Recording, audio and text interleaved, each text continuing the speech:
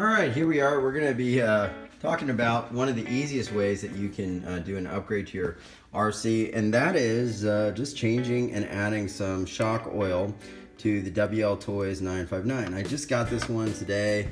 I'm going to do this literally in real time, so I'm going to try to set the camera up. And you don't even have to take the whole shock out.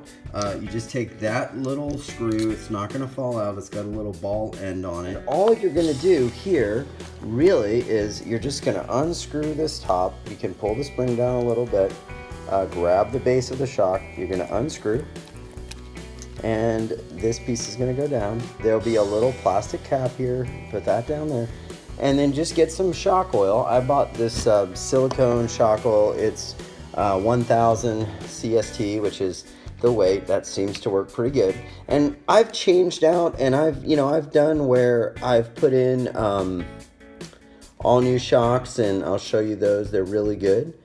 But if you want to just save a little bit of money, you don't want to spend the $15 or $20 on the shocks, and you just want to add in some oil, give them a little better action, just add them in, fill it up. You may want to have a little rag here, tighten it back up. And this shock now has a lot more damping, and what damping means is it's actually going to move slower. It's not as springy. It's going to go up and down. It's going to be a little harder to go up and down, but it's also going to be a little bit slower so that it doesn't reach all of its travel as fast. It also doesn't spring back as fast. So that little bit of time is all it takes to update the shock on these WLtoys with just a little more oil. I'm going to do the other one really quick, just so y'all can kind of get a sense of how long. Also, don't over tighten these. I've stripped these out. You don't want to do that. If you do over tighten them, just get some sort of like a plumbing tape, that's that really fine tape, and just go over the screw, and you can at least get a little more tightness there with that thread. But you don't need to over tighten these. Okay, so again, here we've got the shock. We're going to pull the spring down. We're going to grab the base of the shock. We're going to unscrew here. Sometimes they're tight, or if your hands are oily. I'm kind of going fast because I don't want to go grab a rag here. And then all you're going to do is just fill this guy up. Now you can also pump this if you want to make sure there's no air in it. You can let them sit overnight better. And you'll see, let me just tighten this up just a little more. All right, that's done. And then we're going to take our Allen wrench. We're going to find a place that it connects in here. And we're going to find our mounting. Now the other thing I'd say here too is these have an interesting little setup where there's two sets of mounting holes, and it will affect your ride height a little. I don't think it's that severe that you would even notice. I've played with it, and I can barely even tell with two of the different settings on the different cars side by side. There's like no difference. But adding this in and making sure we don't tighten it up, just stop once you get some resistance, it will help. Now let's see. Oh yeah, it's definitely not as springy.